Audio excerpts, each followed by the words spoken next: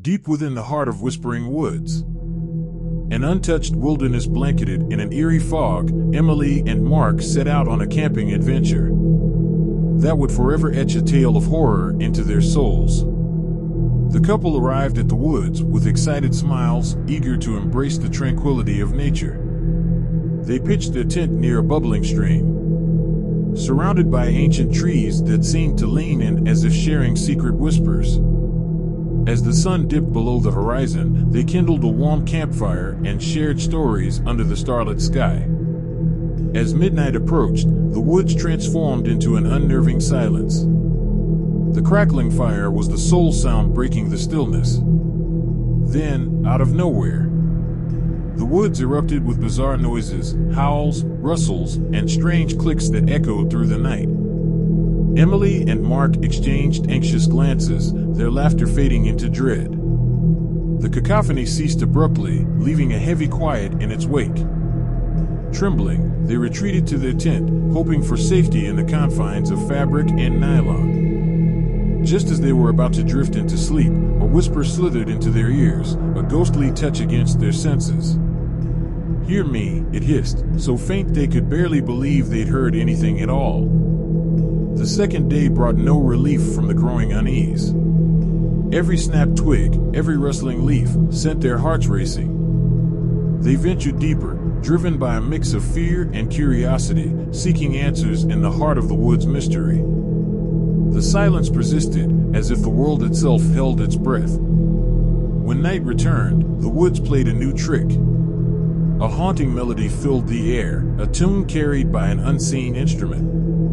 The music seemed to emanate from the very trees, freezing Emily and Mark in their tracks. They clung to each other, paralyzed by the eerie serenade.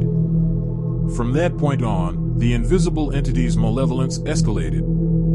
It mimicked their voices, calling them from different directions, trying to confuse and disorient them. Emily and Mark's exhaustion grew, their minds and bodies pushed to the brink.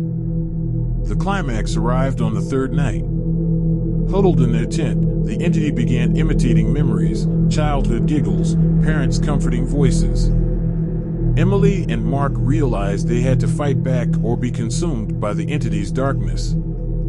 Desperation fueled their plan. They gathered random objects, creating a symphony of sound meant to confuse the creature. They clashed metal against metal, blew into makeshift instruments, and screamed with all their might.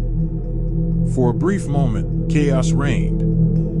The entity seemed disoriented, its presence wavering. Emily and Mark seized the chance, dashing away through the darkness, hearts pounding. They ran until they stumbled upon an old, eerie cabin. Though the air inside was thick with discomfort, it offered a haven from the relentless entity.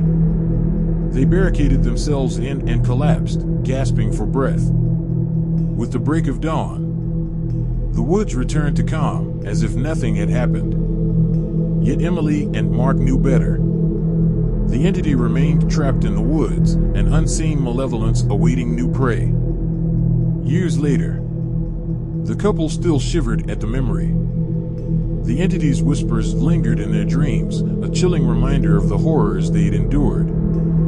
Whenever the wind rustled through the trees, they shared a knowing look, an unspoken acknowledgement of the terror they'd faced, and the strength they'd found to overcome the darkness that had hunted them through sound in the heart of Whispering Woods.